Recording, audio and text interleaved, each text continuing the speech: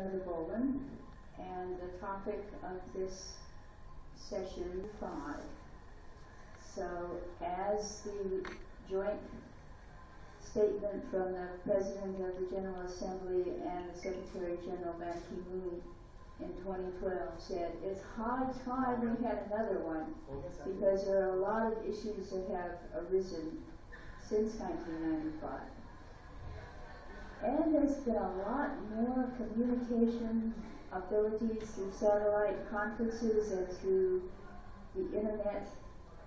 And now, since 2017, a new wave of feminism has definitely been rising. And so at the UN CSW this year, I led a workshop called We Rise, We Rise, We Rise Together. Would you look at this so I can see you? Small group here. Thank you. Yeah, that's better. Anyway, I have been going to the United Nations since 2002, and it was because I wrote this little book called The Movement Circle, How to Change Ourselves and the World, a guide to women's circles. And it has a lot to do with me understanding how the women's movement in the late 60s and 70s happened. And the last wave of the women's movement began in 1963. And just about everybody who was strongly influenced by that is now well over 60.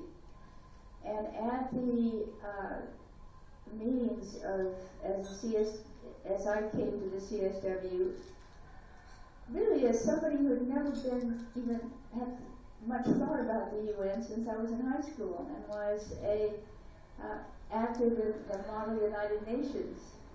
And here it is decades later, and I'm there because I had written a book that had led to the formation of an organization called the Movement Circle, and a website, and a whole idea of spreading the notion of women's circles with a spiritual center, different than a consciousness raising group, for its capacity to bring into the center of the circle a spiritual dimension. So that if you've ever been to a camp, Girl Scout camp, type of camp, where at nighttime you sat around a campfire and you were all equidistant from the fire and it warmed and illuminated you and you were part of a circle. That kind of sense of as women start circles, they often, without understanding the symbology of it, put a candle in the center. Well, way back when, in the symbolic level of the goddesses of ancient Greece, which in Western symbology, those models, the Greek gods and goddesses, serve as patterns, variations of the patterns in all of us. There was one interesting goddess who was not part of the mythology of the romances and the betrayals and the conflicts and all that so occupied the Greeks. The Greeks had a very patriarchal world, Mount Olympus, hierarchy, with Zeus at the top, and power over all women and goddesses, except for 3 virgin goddesses who were immune to being raped or possessed. And that was Artemis, Athena, and Hestia. And you think, well, who's Hestia? Kind of heard of Artemis or Diana or Athena or Minerva, but who on earth is Hestia? Well, you don't know very much about Hestia because Hestia had no mythology of romances and betrayals and participations and struggles and all. She was not even painted or sculpted.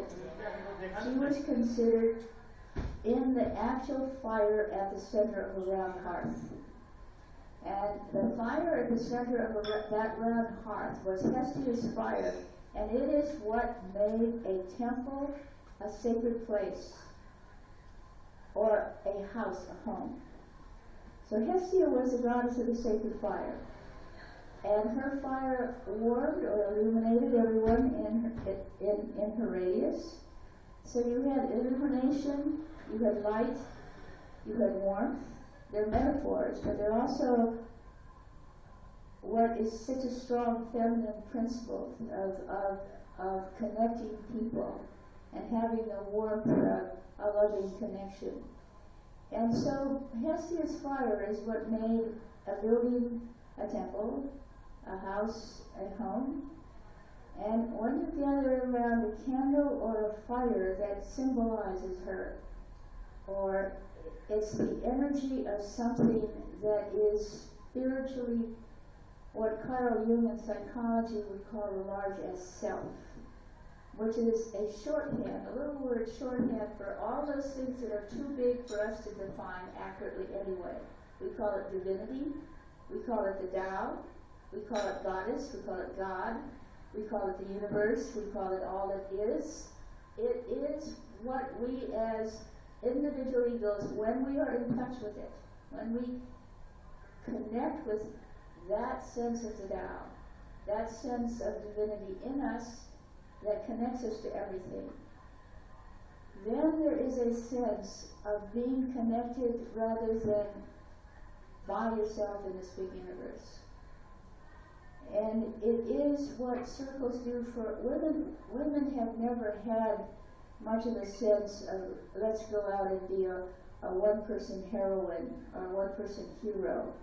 That's a very masculine idea, the idea that you're in this world struggling by yourself. The sense of the feminine form is that you're part of a home, you're around a home fire, a campfire, there's a connecting something among us. And in the study of the body's reaction to stress,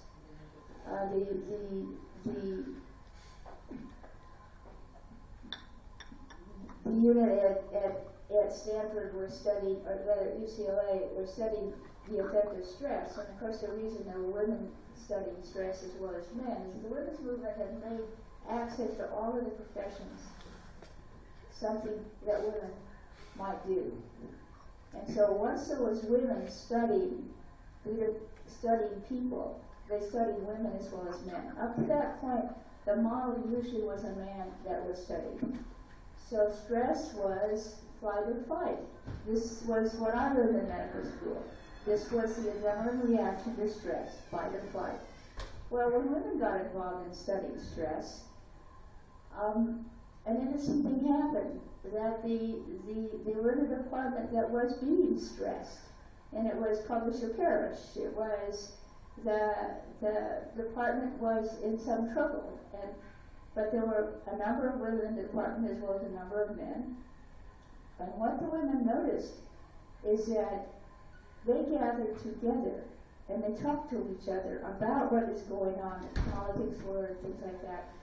And the men had kind of disappeared. They had gone into their own offices, and one could also imagine that in driving home from UCLA in that traffic, probably the anger at feeling stressed by the possibility of losing funding and all probably builds up.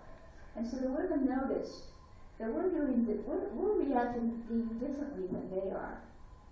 Let's study them. Let's study us. Let's see what the difference is. And the difference is essentially the oxytocin reaction. Oxytocin, which was before then always considered the maternal bonding hormone, now it's often considered bonding hormone, but it is the maternal bonding hormone. It is what makes it possible for women to make a shift when they've given birth to a baby that connects the mother and the baby, so this baby will not be abandoned. There is a bonding energy that happens.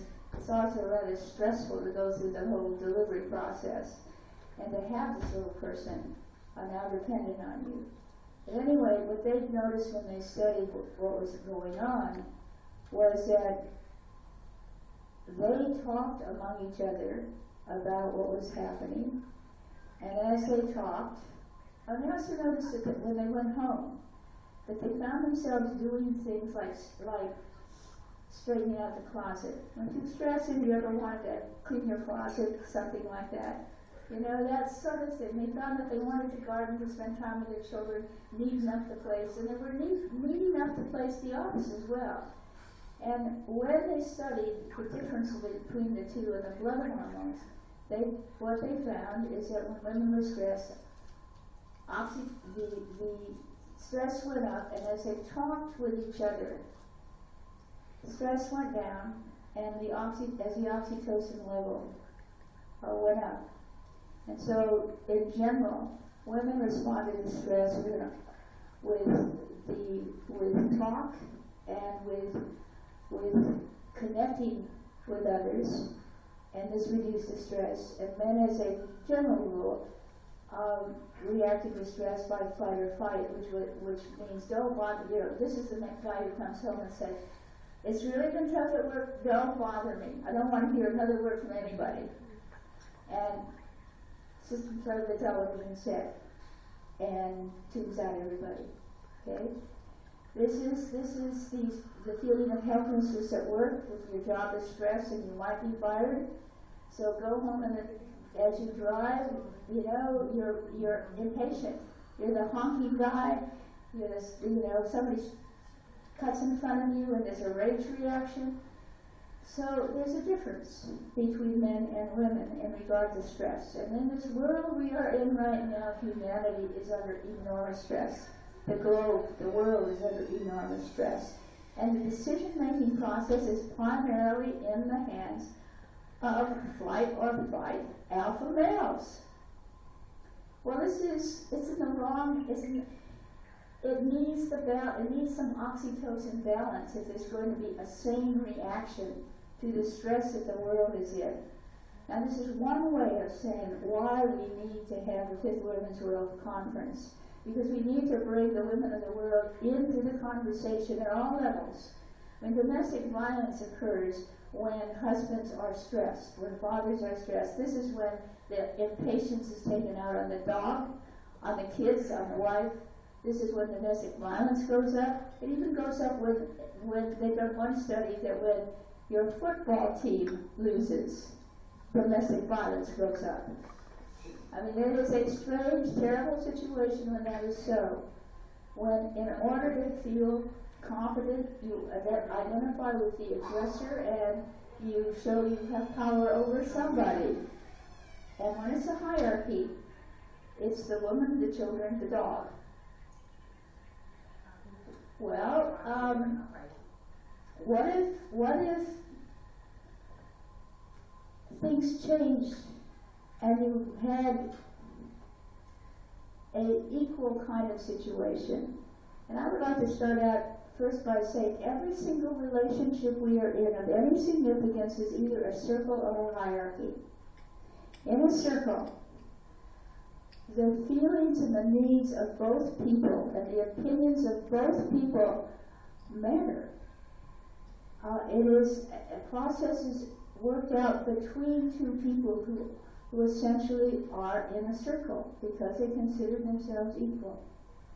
One of them may be superior in strength or intelligence or all kinds of domestic abilities, whatever. And you might, so it's not that you're just the same, but at some level of sovereignty, you're two sovereign people, you're two people who are together because you've chosen to be together and you work out the situations that you find yourself in. And one may take the leadership because it's natural.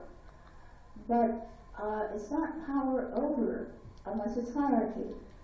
So the model of circle or hierarchy goes from all of the units, significant units of two, to the bigger world, where you either are in a democratic process or you are in a dictator process, whether it is running a company or running a country. The checks and balances system in the United States was designed so that no one branch of government would be able to trample the rest. we are having a little bit difficulty now with our president, who thinks differently in a lot of ways. But essentially there is a checks and balance system. And the countries that have sovereignty have maintained their own boundaries, they have their own identity, and they are self-governing. So what about having the choice, looking at our world as we either have circle or hierarchy, power over, or egalitarian ways of dealing with one another. And essentially the women's movement of the 1960s and the 70s was concerned with the same things we are concerned with now, which is equality and empowerment. Meaning, empowerment really has a lot to do with having an equal say in many things, in your family, in your own life. The choice of what you are going to do with your life, is it yours to make, or will someone else determine what it will be, what it should be? This is sort of a long way around to talk about the Fifth Women's World Conference, which is part of the vision of, I'm not going from the small to the units of two to the circle, to the experience of being in a woman's circle with a spiritual center, where confidences are held in confidence, where you can trust. It's the same as being in a deeply therapeutic relationship. When you go see a therapist, the ethics of that is you are not exploited. What you say in confidence is held in confidence. There is a certain sense of a certain amount of time that you have to be there and to speak the truth of your own experience, and to not have what you have just said written in stone forever either. So that kind of model, when you expand it to a circle of women, you begin over time to trust each other with your story and your dreams and your fears. And then you find, as with the Me Too movement, that when one woman talks about what happened to her, she becomes a model for speaking the truth. And as it's shared, the shame of what that happened to you moves into something different. Because if you've been treated badly, so very often the child who was treated badly feels it was deserved and that she is bad. So we go from that sense of what it's like to be one person to what it's like to be in a trustworthy circle of two, or a circle with a sacred center with women, and the sense of what happened at the World Conferences on Women, specifically the last one in Beijing, to influence the young women who went there to support each other, to believe in a similar dream of equality and empowerment, to believe the basic message of the Fourth World Conference on Women, which is what Hillary Clinton, as Mrs. wife of the President Clinton at that time, said, that women's rights are human rights, and human rights are women's rights. So that kind of sense is what so inspired the women who went to the Fourth World Conference on Women. And I didn't go to the Fourth World Conference on Women, or the first, second, third one.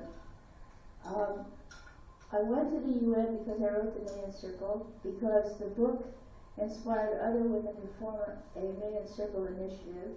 And among the women who formed the Mayan Circle initiative, 3 of them headed NGOs that were connected with women at the UN. And so I was there with my sisters, who went to the Mayan Circle as a Mayan Circle.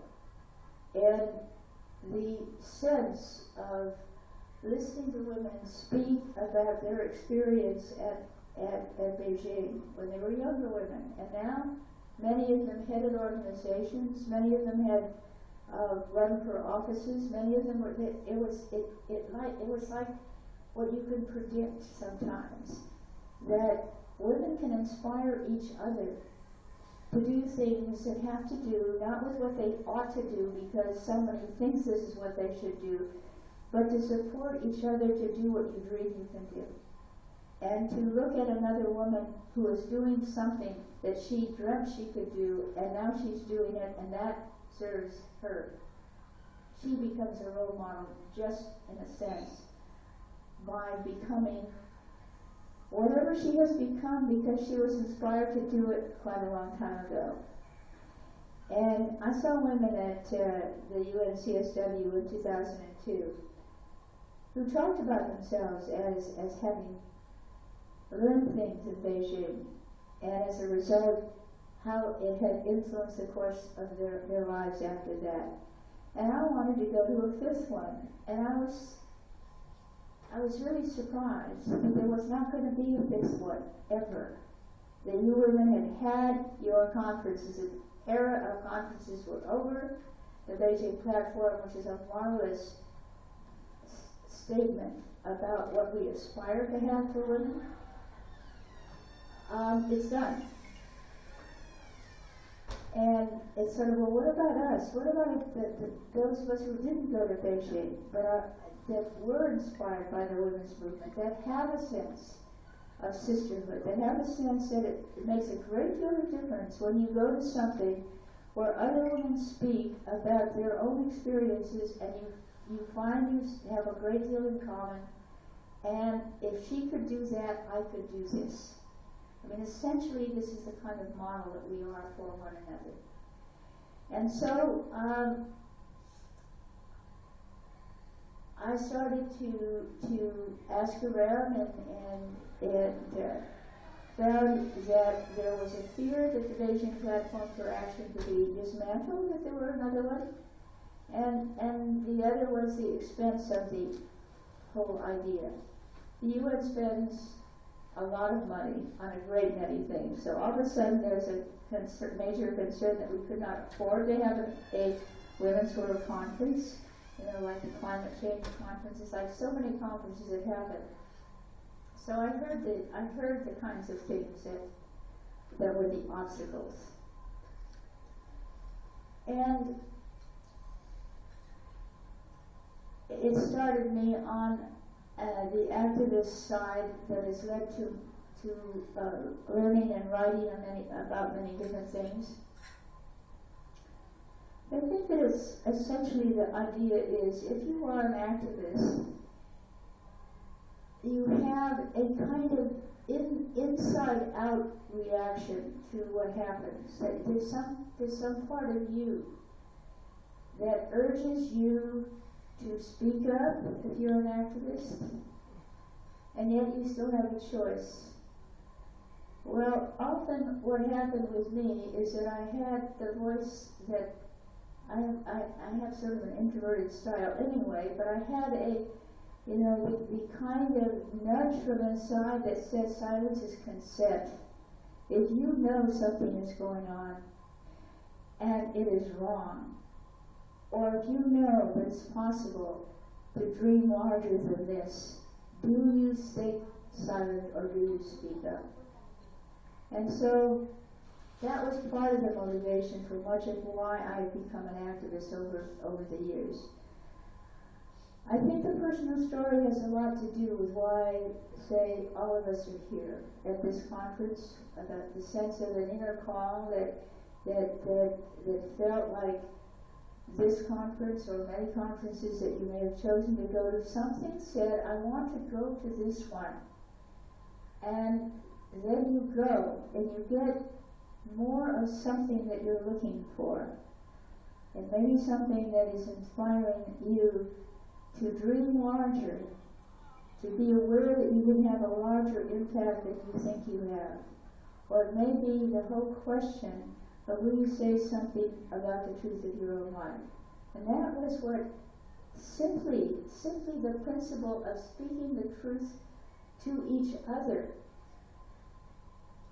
that was a principle of the women's consciousness raising groups that then led women to speak out loud about what was wrong with the systems they lived in as well, and to encourage each other to speak up or to stop something that was going on that shouldn't be going on. Now, interestingly, I was put on this program as Jean Shinoda Boland and members of the Men's Circle, but I'm the only person here that's representing the Men's Circle in person. But I have 20 sisters who we have been meeting every second Tuesday of every month since 2002 with freeconferencecall.com. We have usually gone to one, sometimes two different gatherings a year, and the whole movement, my little book went to the Department of World Relations in Cape Town, South Africa, and there it became the seed of the idea for the organization that became the Men's Circle. And since 2002, we've continued. We have about 20 of us who we call ourselves the conveners of the Men's Circle. All of us are in other circles. All of us have our own personal support circles. And if you're going to be an activist in this world, it really helps to have a circle of support. And so the Men's Circle is with me in spirit. They're not here in person, but they know I've come here. They know I'm speaking about circles leading to the Fifth Women's World Conference, because that's how it really begins. What if this power of the circle were to spread and ripple out and ripple out and ripple out? What if women from all over the world learn from each other and dissolve the boundaries between countries, because we do that? What if all the women that came took up the basic idea that it is so easy for us to take up, which is what I call a mother's agenda, or the sense of sisterhood, that when you want for all children what you would want for your own child, and when you don't want your sons and daughters to take up arms and fight and kill each other because some alpha males at the top are fighting over a boundary, or because they were humiliated by somebody else. This kind of energy, when women tap into it, is a powerful kind of energy. So what if we had a Fifth Women's World Conference? And for the first time, every woman there would undoubtedly have a cell phone or an iPad, would be connected back home. You only come to a women's conference if you have a sense of sisterhood. This is a different archetype I got. God has the archetype that makes a sacred circle. But the one that is the activist is Artemis, or Diana, the goddess of the hunt and goddess of the moon. And she has, as her symbols, the bow and arrow and the moon. And if you have, there are lots of women who would never show up at a women's movement thing of any kind. It's like, it's in part because their archetypes are different. And that's so that the archetypes that bring women to conferences where there are just basically other women who have a sense of connection and valuing the feminine also have a similar archetype in them, which is the archetype of the sister, which is Artemis. Now, when Artemis was born, she was the first of twins. And her mother, Leto, could not find any place where she was safe and could get help with his labor and delivery. So she was on her own, and she went into labor on a little island called Delos in the Mediterranean. And there she gave birth to the first of twins, who was Artemis. And so Artemis's first experience was then seeing her mother in the worst, and maybe the only major story about labor and being in labor in Greek mythology. Because her mother was in labor for the next 9 days and nights, because there was the awareness of Hera, who was the wife of Zeus. And Zeus was Artemis's father, and he impregnated Leto. And in this triangular situation, Hera's rage hexed the delivery. So although Artemis had no problems being delivered, the second twin, who was Apollo, another archer god, I mean, he's the god with the bow and arrow as well, she then helped her mother, midwifed her mother, to help her brother come into the world. Because in the story of Greek gods and goddesses, from the moment they're born, they've got abilities way beyond the natural abilities of humans to have to grow into. So her initial story is that she's helping deliver her brother. Well, when you are a sister, when you have a sense of sisterhood to other, and she also travels with her sister nymphs, you have a sense of equality with the guys. And this is one of the things also that is very typical of a woman who would be active in any kind of women's movement, is that you have a sense of men as brothers, rather than father-type authoritarian over you. So if you fall in love, it's quite likely that you will have a relationship with someone who is much more a brother than a father over you, where you're the little woman and he's the big man. So there's something about the archetype of Artemis that's innate. The archetypes are innate. There's the patterns that come sort of built in. Some are just stronger in some of us than in others. It's like all human talents. We all have a little bit of all possibilities of what is human. But some of us have major gifts in some things and are klutzes, in something else. And this is true of the archetypes as well. We all have some knowledge of all the archetypes. That's why we can read novels and know characters beyond our own experience, because something in us resonates with the patterns that are in other human beings. So you have the archetype of Artemis, and you have the idea of bringing together at a time when there is now the internet, where a woman who comes to a Fifth Women's World Conference may come with others who are like sisters, would be in touch via cell phone, via video, via the many technologies we have with Circles of Hope.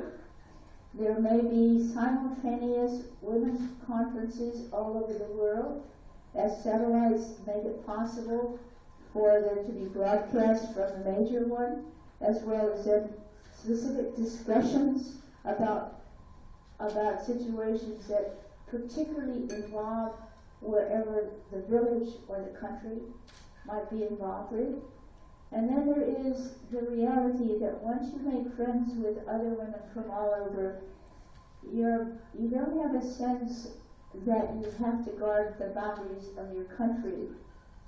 Instead, you work at making it more possible to do what women have always done, which is the oxytocin reaction.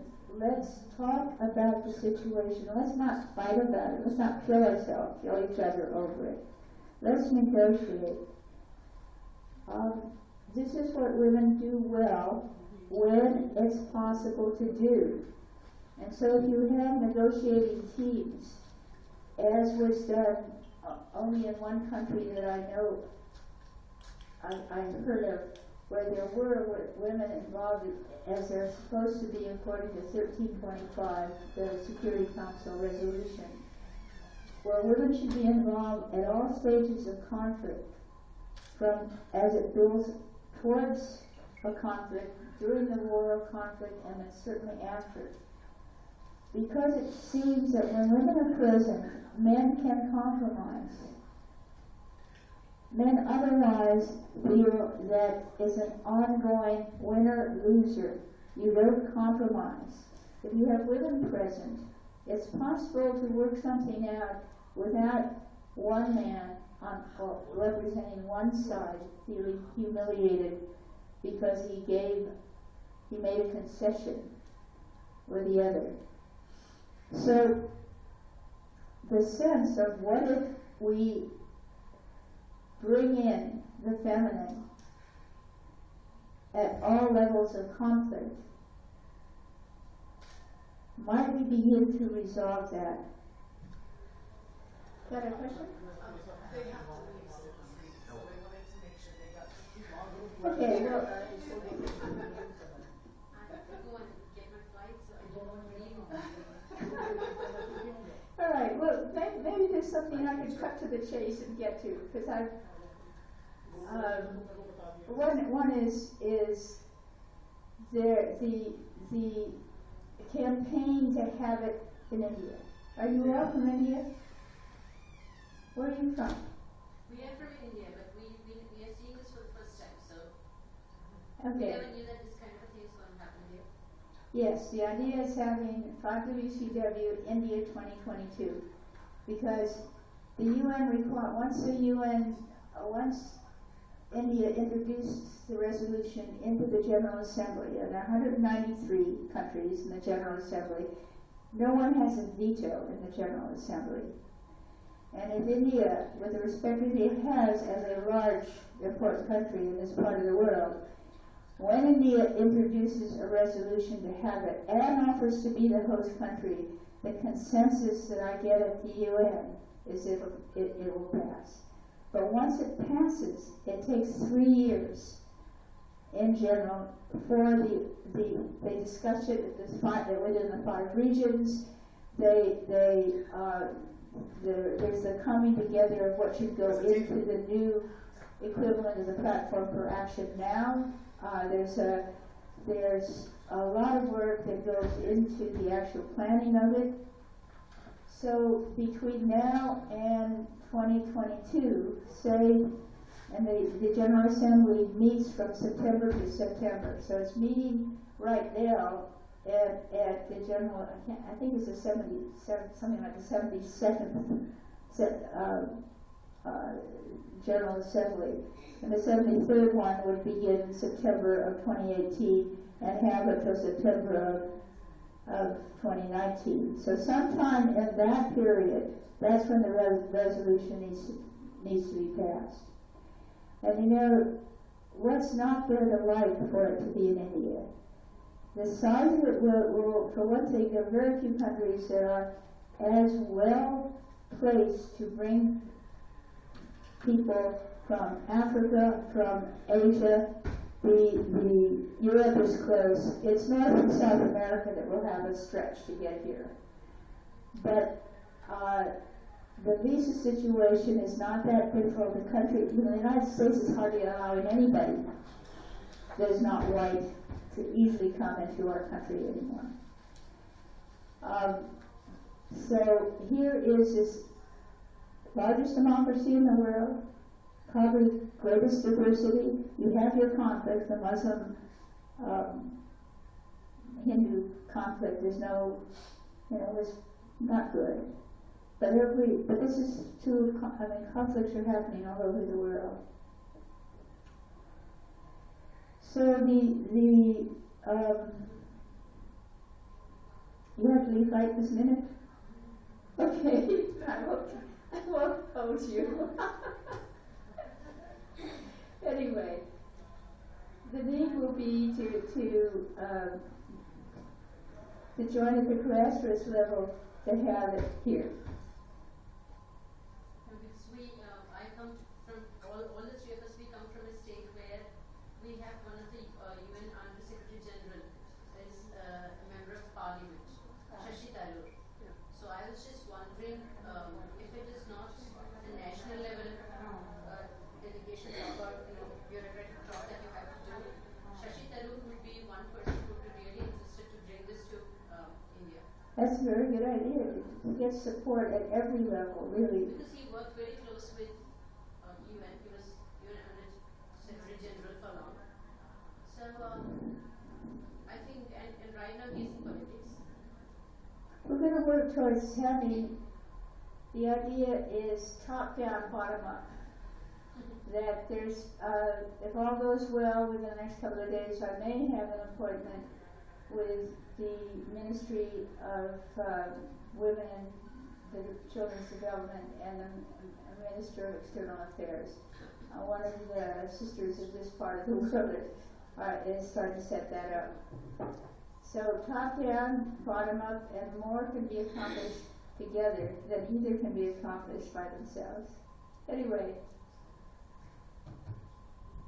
thank you for coming. Thanks a lot. And I don't have to keep talking because these two of my read करवा के चलो